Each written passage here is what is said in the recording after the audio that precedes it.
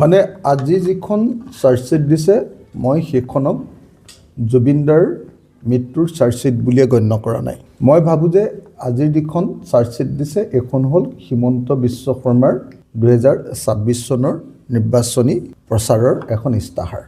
আজিলৈকে পৃথিৱীত মই যিমান চাৰ্জশ্বিট দেখিলোঁ এইখনেই প্ৰথম চাৰ্জশ্বিট যিখন চাৰ্জশ্বিটত IO বা তদন্তকাৰী বিষয়া বা CIO বা মুখ্য তদন্তকাৰী বিষয়া ঘটনা সংঘটিত হোৱা স্থানলৈ নোযোৱাকৈ দিয়া প্ৰথমখন পৃথিৱীৰ চাৰ্জশ্বিট।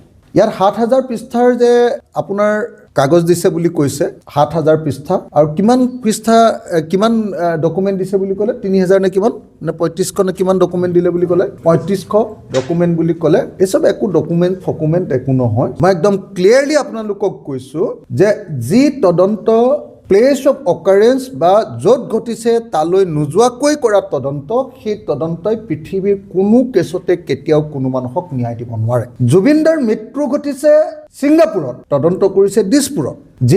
জুবিনদা যিখন সাগৰৰ পানীত ডুবি ঢুকালে সেই সাগৰৰ পানীটো বাৰু চাবলৈ যোৱা নাই এতিয়ালৈকে IOA। তাৰপিছত যদি হিমন্ত বিশ্ব শৰ্মাই কয় যে মই এখন বৰ সাংঘাতিক চাৰ্জশ্বিট দিছোঁ, তেতিয়াহ'লে মই ক'ম যে তেনেকুৱা চাৰ্জশ্বিট মই 1 ছেকেণ্ডত ডাষ্টবিনলৈ দলিয়াই পেলাম। মই বাৰম্বাৰ কৈ আছিলোঁ যে ঠিক আছে ফাৰ্ষ্ট পেজৰ চাৰ্জশ্বিট এখন দি দিয়া, ইয়াত তোমালোকে মটিভৰ ওপৰত চাৰ্জশ্বিটখন দি আছা যে কিয় হত্যাকাণ্ড হ'ল বুলি আগতে তোমালোকে নিজে ঠিক কৰি ল'লা যে হত্যাকাণ্ড হৈছে বুলি আমি দি দিম, আৰু কিয় হত্যাকাণ্ড হ'ল বুলি তোমালোকে পইচাৰ কেলেংকাৰী এটা বনাই ধুনীয়াকৈ তোমালোকে ঠিক আছে পইচাৰ কেলেংকাৰী হ'বও পাৰে তেনেকুৱা এটা তোমালোকে ডকুমেণ্ট বনাই ইয়াত দি দিছা। মোৰ সেইটোলৈকেও আপত্তি নাই যে কি কাৰণে হত্যাকাণ্ড হ'ল তাৰ মটিভটোৰ ওপৰত এখন চাৰ্জশ্বিট দিয়ক, কিন্তু হত্যাকাণ্ডটো কেনেকৈ সংঘটিত হ'ল, কোনে মাৰিলে, তাৰ কি পৰিস্থিতি, তাৰ ওপৰত যদি ষ্টেটমেণ্ট নাথাকে, তাৰ ওপৰত যদি এভিডেন্স তথ্য নাথাকে আৰু তাৰ ওপৰত যদি ডকুমেণ্ট নাথাকে দলিল, তেতিয়াহ'লে সেই তদন্ত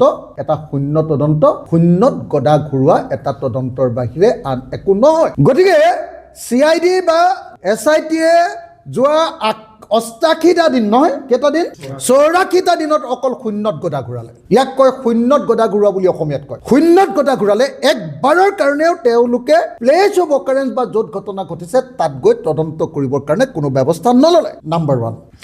নাম্বাৰ 2, মই বাৰম্বাৰ কৈ আছোঁ যে ভাৰতবৰ্ষৰ BNSS 2023-এ 112 নম্বৰ যিটো ধাৰা তাত স্পষ্টকৈ কৈ দিছে যে বিদেশত ঘটনা ঘটিলে আমি নিশ্চিতভাৱে কোৰ্টৰ জৰিয়তে লেটাৰ্ছ ৰেগুলেটৰী পঠিয়াইহে কেৱল তদন্ত কৰিব পাৰিম আৰু তথ্য আনিব লাগে। হিমন্ত বিশ্ব শৰ্মাই মোক উত্তৰ দিলে বিধানসভাত বোলে নহয় আমি MLATৰ জৰিয়তে আনিলেও হৈ যাব, কিন্তু চেন্নাই কোৰ্টে স্পষ্টকৈ কৈ থৈছে যে MLATৰ জৰিয়তে আনিলে নহ'ব, MLAT থাকিলে বস্তু আনিব পাৰিব কিন্তু সেইটো আনিব লাগিব কোৰ্টৰ জৰিয়তে। এতিয়ালৈকে ছিংগাপুৰৰ পৰা তেওঁ কৈছে যে নাই আমি ছিংগাপুৰৰ পৰা গভৰ্ণমেণ্টৰ পৰা অনা তথ্যৰ জৰিয়তে আমি এইটো প্ৰমাণ কৰি দিম। আৰে ছিংগাপুৰ গভৰ্ণমেণ্টে কৈছে যে জুবিন গাৰ্গৰ মৃত্যুটো হত্যাকাণ্ড নহয়। ছিংগাপুৰ গভৰ্ণমেণ্টে কৈছে যে জুবিন গাৰ্গৰ মৃত্যুত কোনো ধৰণৰ ফাউল প্লে নাই, কোনো ধৰণৰ বেমেজালি, কোনো ধৰণৰ কেলেংকাৰী নাই, সেইটোতো স্বাভাৱিক মৃত্যু। আৰু তাৰ পাছত কৈছে যে ছিংগাপুৰৰ তথ্য আনি, ছিংগাপুৰ চৰকাৰে দিয়া তথ্য দি, ছিংগাপুৰ চৰকাৰে দিয়া এভিডেন্স দি আমি এইটো হত্যাকাণ্ড বুলি প্ৰমাণিত কৰোঁ। ইয়াতকৈ আৰু আভুৰা ভৰা ঘটনা কেতিয়াবা ঘটনা ঘটিছে?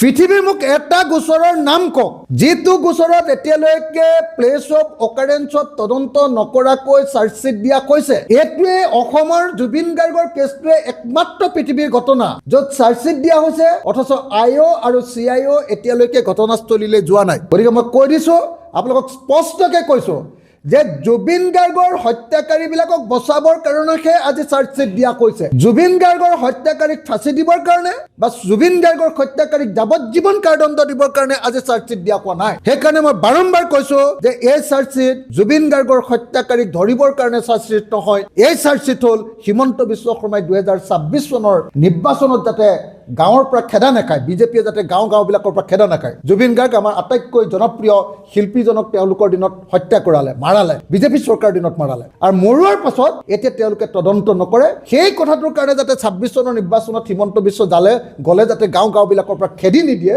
তাৰ কাৰণে মিছাকে এখন চাৰ্জশ্বিট তৈয়াৰ কৰিছে ভুৱা 2 নম্বৰ চাৰ্জশ্বিট মই সেইকাৰণে বাৰম্বাৰ কৈছিলো যে এখন চাৰ্জশ্বিট নাম্বাৰ পাৰ্ট 1 হলে মানে হৈ যাব তেতিয়াহ'লে পাৰ্ট 2 পাৰ্ট 3 বেলেগ বেলেগ একদম অৰিজিনেল বস্তুবিলাক দি দিব পাৰিব কিন্তু মুখ্যমন্ত্ৰীয়ে কালি ঘোষণা কৰি দিলে নহয় যে এতিয়া আৰু আমাৰ আজিৰ পৰা 12 তাৰিখৰ পৰা কাম শেষ চাৰ্জশ্বিট আমি দি দিলো আমাৰ আৰু একো কৰিবলগীয়া নাই অসম চৰকাৰ অসম পুলিচৰ একো কাম কৰিবলগীয়া নাই এতিয়া কোৰ্টে কেৱল শাস্তি দিলে হ'ল আৰে তুমি এখন ফটোৱা কাগজ এখন দি দিবা আৰু তাৰ ওপৰত কোৰ্টে কেনেকৈ শাস্তি দিব তুমি 2 নম্বৰী এটা ডকুমেণ্ট দি দিবা তাৰপিছত কোৰ্টে কেনেকৈ শাস্তি দিব তাৰপিছত কোৰ্টক ন্যায় দিব বুলি কোৱাটো আৰু ৱালত মাথা মাৰি দিয়াটো একেটাই কাহিনী হা মোক ন্যায় লাগে বুলি মই যদি ৱালত মাথা মাৰি দিওঁ অথচ ন্যায়ৰ কাৰণে মই কোনো কাম কৰা নাই কিবা কাম আছে নেকি কওক গতিকে হিমন্ত বিশ্ব শৰ্মা হ'ল তেনেকুৱা ধৰণৰ এজন মুখ্যমন্ত্ৰী যিজনে জুবিন গাৰ্গৰ মৃত্যুটোক লৈ গোটেই জীৱনত খেলা কৰিছে ৰাজনীতি কৰিছে আজিৰ সেইকাৰণে যিখন চাৰ্জশ্বিট দিছে এই চাৰ্জশ্বিটখনৰ ওপৰত অসমৰ মানুহে কোনেও বিশ্বাস কৰিব নালাগে এইখন হ'ল হিমন্ত বিশ্ব শৰ্মাৰ 2026 নিৰ্বাচনৰ এখন ইস্তাহাৰ এইখনত 26ত যাতে খেদা নাখায় গাঁৱৰ পৰা যেনেকৈ কা আন্দোলনৰ সময়ত খেদা খাব খুজিছিলে ঠিক তেনেকৈ এই জুবিন গাৰ্গৰ মৃত্যুৰ কাৰণে যাতে খেদা নাখায় তাৰ কাৰণে বনোৱা এখন কি ক'ব মিথ বা কল্প কাহিনী বা সাধু কথাৰ এখন কাহিনী হ'ল আজি দিয়াৰ চাৰ্জশ্বিট